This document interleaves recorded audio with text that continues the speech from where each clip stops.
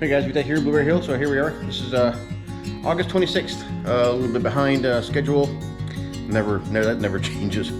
We're still waiting on the Granite guys to finish the job. Sergio dropped some rock on his foot. I think he might have broken something, and that was 2 weeks ago. And he was supposed to be back last week. Actually, he broke it 3 weeks ago. He was supposed to be back last week to finish. That didn't happen, and I've been trying to get hold of him and not having any luck. So very disappointing there. We've done a bunch of stuff. I've done the railing. You saw that in the video. The railing for the staircase and that, painted it up, so it's finished. What I'm going to show you today is a little bit of cell booster stuff and tile. So we've got a new toy in house. Yeah, it's a rigid. I believe it's a 9 amp, 7-inch saw. I'm going to start doing the tile in the kitchen so we can get the stove in. Let me show you what I did earlier. You see that little white thing way up there? That's the antenna for the cell booster, the high boost system, and it's running. It's actually active. Took me a little while to figure out where to put the wires and all that stuff. Let me show you all that stuff, and we'll go from there. All right, so that's where I mounted the. That's the main high boost system. That's got a transmitter in it, radio. You can see the hole in the wall. I'm going to pretty that up later.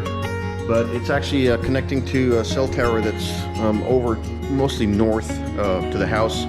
And it's doing pretty good. Let me show you the software in a second. And I'll show you how good it is for actually where we didn't have signal before. So let me switch that on and I'll show you that in a second. Work in progress. This area had the worst cell coverage.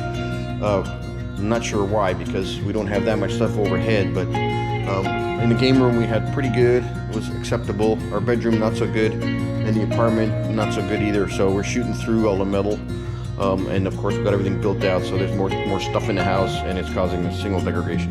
But anyway, let me run a quick speed test. It's not bad at all. In fact, it's very usable. You can see latency is pretty low, and we're hitting, yeah, there you go, 30 meg per second download, and on a good day, the upload's pretty fast too. So out here we have a little bit of a sporadic broadband signal. Sometimes in the RV, which is a little bit higher up on the hill, it's around 2 bars. So we're not going to bother with that, but you can see that the speed test was pretty good, and we are running basically AT&T connections. That's basically a business line. Let me go turn it off, and I'll show you how bad the signal gets at that point. All right, so here we go. We're going to start tiling the backsplash in the kitchen. We opted for a glass tile. It's a 3x9 subway. We got it from Floor and Decor. Never been there before, but pretty interesting store. It's all tile, all kinds of wall and floor finishing, so we're going to go there for our bathroom stuff as well. But we picked out 3 different color blues: dark, medium, and kind of a light. And it's roughly around 60 square feet of wall, and that's to cover. There's a couple extra feet just for all the cuts that I had to make. We didn't waste too much, but at the same time, the cuts, sometimes you can't reuse the piece for anything else. But anyway, we just basically randomly placed a tile in a weird color combination. Most of it's the dark blue, and then we threw in some medium and the light. The medium's kind of hard to pick out. If you look real carefully, there's a couple on the left side there that are kind of halfway. It's still dark blue, but it's a kind of, I'll call it medium anyway. But anyway, pretty straightforward process. 1/16 inch mortar lines, or grout lines rather, and we're using a thin set that's made for glass tile specifically. I'm not sure what the difference is. The glass tile is interesting. It's got a color background, and that's what makes the color actually pop through the glass. The glass is about a 1/4 inch thick, and you can get it in various color combinations. The bad thing is, when I picked this up, I was short some of the dark blue. I went back, and they already had it on clearance, and no more in stock except for 2 boxes. So I picked those up. So I got pretty lucky there. So we did manage to finish. I got about 15 tiles left over, and we're good to go. But anyway, just rinse and repeat. This thing went a lot slower than I anticipated. It took roughly 4 days of doing this, about 3-4 hours a day, and a lot of it had to do with just cutting tile and setup. Basically, I'm using a wet towel saw and just cutting everything. You can't rush it because it's glass. It will crack, and it will not crack in a straight line. So you have to take your time cutting it, even with a diamond blade, etc. So as you can see, everything goes pretty quick. If it's solid tile, the cuts make it slow down, of course. Here I'm doing just a couple of cuts to go around the hood vent, and that's pretty much all I did the first day of tiling. Then I come back a few days later. I finished up on the right and left side, and I spent hours doing cuts. Basically, I form a pattern, measure everything out, and then I'm sitting on the saw for about an hour cutting tile. So not a whole lot of install, just a lot of cutting. And here's the tool. It's a brand new wet saw with a little better diamond blade on it that came with the saw, but it worked pretty good. The bed, when it falls off, you can see the wheel falling off the left side in the front, the skid area. It falls off the tray and it actually clunks a little bit, and I didn't like that, but aside from that, the saw worked really well. So after I got probably, I don't know, 45 minutes of cutting, I had all the small cuts I had to make on this portion of the window. I did, and this is before I knew what I was really going to do with the trim around the window. I'm going to trim out with a right angled, very hard plastic trim that goes around the entire window, and we're going to put a wooden sill on there, so it'll look really nice. I did paint the edges that I cut because I wasn't sure what I was going to do initially. So I used some clear coat, glossy clear coat, and I sprayed the ends of the tile so you can see that they're shiny right on the window area there. And I thought that was going to make it, but we're going to put the trim on it anyway. Well, you'll see that later.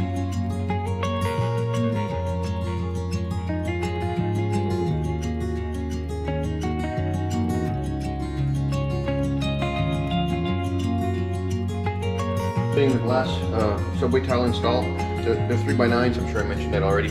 But it's kind of going pretty good. It's really slow going because I have to do a lot of cuts. I did that yesterday. I took the spacers out today. I'm going to continue doing that this round right now, and then hopefully finish off the rest of it today as well. It's not going as quick as any other tile install I've tried, just because cutting the glass is a little slower, and I've developed a little bit of an issue with that. So let me show you. Okay, so cutting the glass tile, the bottom of the glass tile seems to do a little bit of chipping. I can't stop that from happening. There's not one super clean cut. The top side's always nice. You can see it's a very nice fine edge. You can see in the camera, you can see how the light goes through the bottom of the glass back here. You can see my finger behind the glass. I don't want to see that. So I'm going to use a little bit of paint that we had for the wall. Same color. It's nice and dark blue. This one's actually probably the medium. It doesn't really matter as long as it's dark. And then it hides itself. So I'm going to paint just those teeny little edges for all the stuff that goes on the very top against the ceiling. So we'll see how that goes. Here I'm going to paint the back side of the glass tile like I was talking about, and that should hide all the little chips and stuff. The way the light hits the tile, we should be able to hide everything. And here I go, putting up the rest of the tile work. You see a whole stack of cut tiles, and this area was kind of involved because it almost every section required a cut tile, so you can't quite see what I'm doing because my butt's in the way, but you get the idea.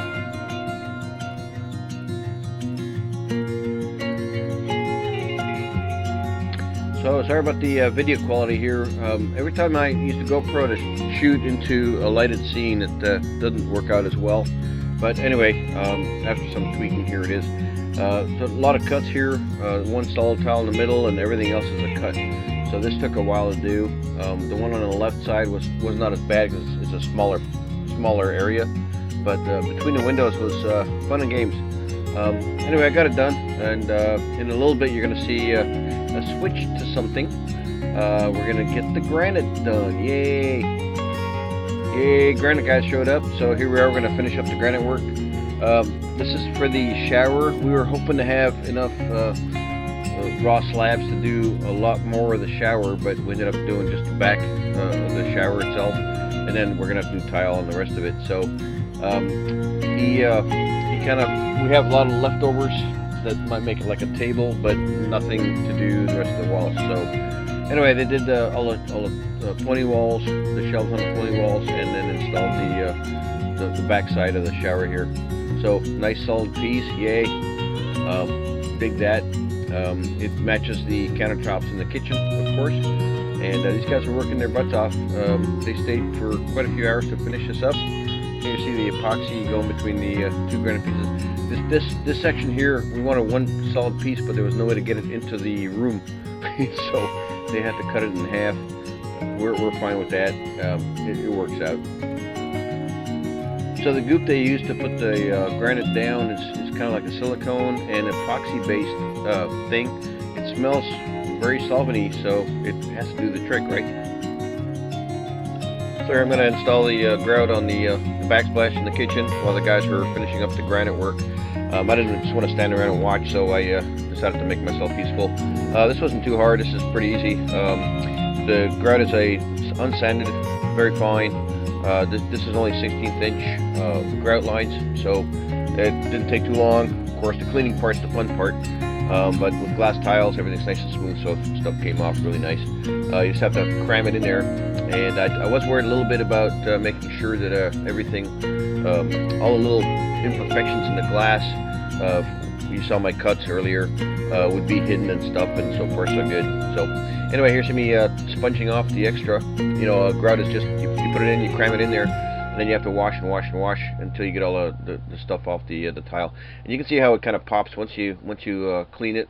The glass tile looks pretty nice in our opinion, and we're very happy with the result. I still have to do the shelf and the framing around the window just to hide the glass cuts. They have commercial parts for that, but I wasn't a big fan of those, so I'm actually doing a 1/4 inch very hard plastic surround. It's like a little frame, and I think that'll look really nice. We're just going to silicone it in place, and it should be good to go. So here's the final wipe down. It's looking pretty nice. You can see the more you clean, the better the tile looks. And then of course we go around and actually clean up any final residue with a dry cloth once we get the main residue off. So after the guys left with the granite work and I finished the backsplash, we decided to do the Rubio Monocoat, and I was showing Angie what I think we're going to do. I bought these scrub brushes, which are they don't have a abrasion to it, they're just a cleaning brush. The white pads you see on the countertop there, and that turned out to work pretty good. The bad part was I liked it better with you see I have an orange cloth on one of those white pads, and I actually found it better now. Angie's using it too. I found it much better for the rub to go into the finish to go into the wood, so that's what we ended up doing. And I didn't use the holding plastic holder for the pads. Some YouTube videos show you doing that with the Rubio. I didn't really care for how that worked, so I have these are cloths for what's it called, lint-free for car stuff, and we just wrapped one of the white scrub brush things inside the cloth, and then we dipped it into the finish and then rubbed it in, and that worked really nice. So the Rubio is easy to apply. You know, you just have to do diligence and wipe it on, wipe it off, and not leave any wet areas. It does dry several hours. 24 hours is what they typically say. But anyway, it does dry kind of hard, but it has a hardener. So you mix in the Rubio with a hardener, and it's supposed to be waterproofish and everything else. But anyway, the reason it takes a while, we take everything apart. So we're doing taking the drawers out, doing the frames of the cabinets, and then moving on from there. Here you see Angie's doing the where the fridge is going to go, and I'm doing the whatever parts of the island are done, and then running around. So later on we do the entire kitchen. That took us, several days. This day we did, I think, 6 hours, which was kind of crazy. But anyway, our shoulders were getting the workout.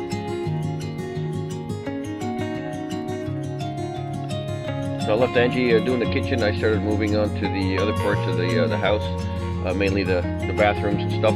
You see the drawer on the ground back there. They're going to come back, and Spicewood cabinets, they're going to come back and modify them to, this one's probably going to have a lever door, little access thing because the sink's for taking up all that room. But they built drawers for everywhere there's a sink, and then they come back and modify the actual structure to either do a partial drawer or a front fake face frame kind of thing with a little holding area.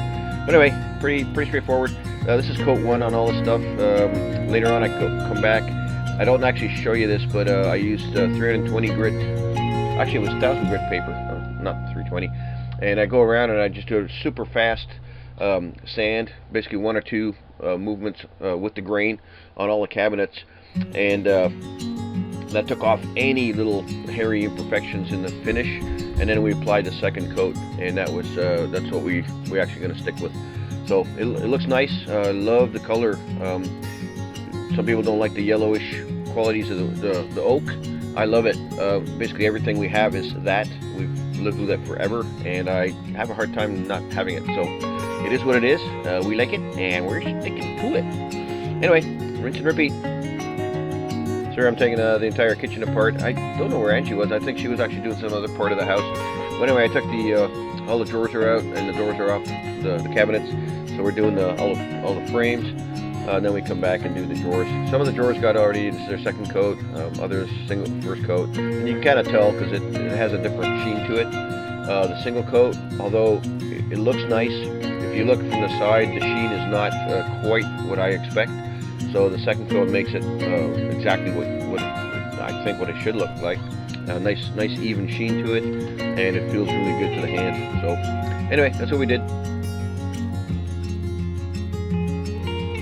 So this is, I'm not going to show you everything we've been, applying the finish on, but you get the idea.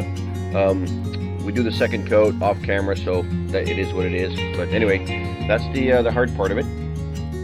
And now for something completely different. I'm actually going to start making a little dog run on the back, the right side of the house, if you're facing the house. There's a side door, so I'm pounding some posts in. We're going to need some animal fencing.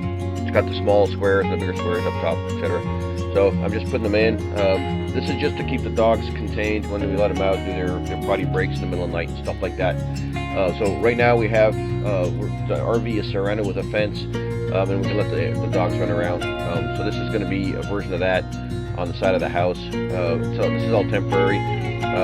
When Job comes back with doing the R panels on the outside of the containers, the entire house pretty much, we're going to have to take some of this down so he can have access with the machinery, etc. So nothing permanent here, and you can see I've had this for probably 3 years, so I finally get to use it. And then I use cedar that we cut down probably 2 years ago to hold the bottom parts of the fence so the animals can't pull up on the fencing and run off. So actually, Whiskey's the only one that does that. He finds his way, and he doesn't run far, but he will take off and look for other living things.